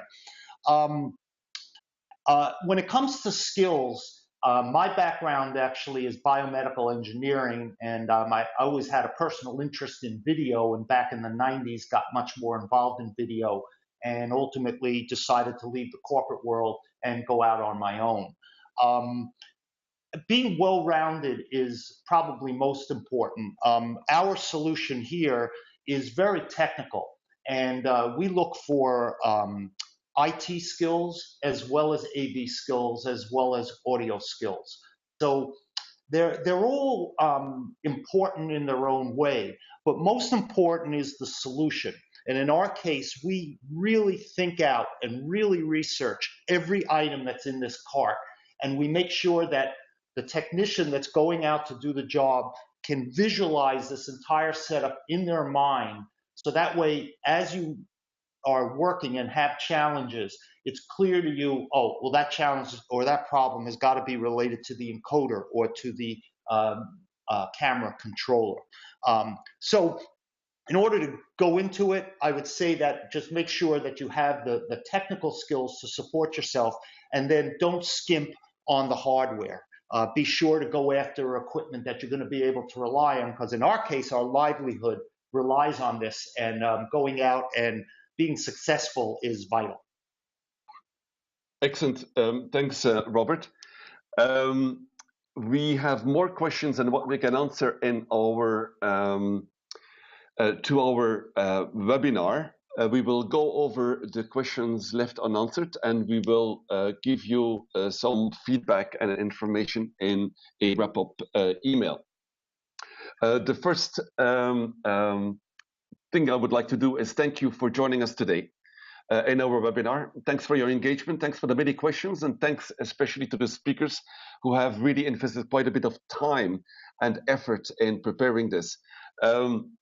As promised, I will distribute a link to the recording and the presentation slides to you all in the next 1 or 2 days, depending a little bit on my upload speed here at home.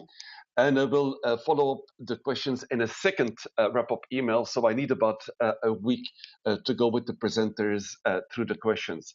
I do hope you can join us in our next webinar on totally different topic, measuring impact in nonprofit organizations, organized with COSA and the Global Landscapes Forum on October 26th, also announced on our blog, by the way.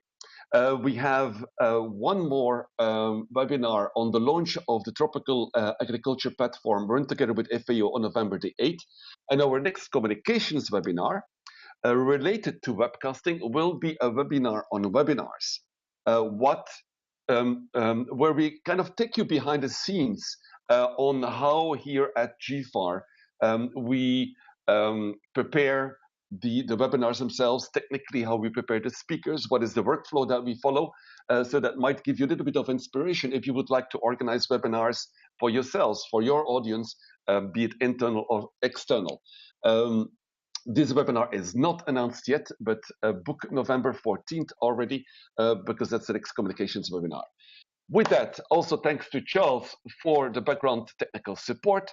Thank you all once again. This was really cool, and it touches my heart to see always that many people from all over the globe joining in for these kinds of webinars. We'll see you for the next one, and you'll get an automatic email once the next webinar comes online and ready for you to register. Thank you all. Thank you, Robert, Morne, Charles, Diana, and Kieron, and be good and be safe. Thank you very much. Bye-bye.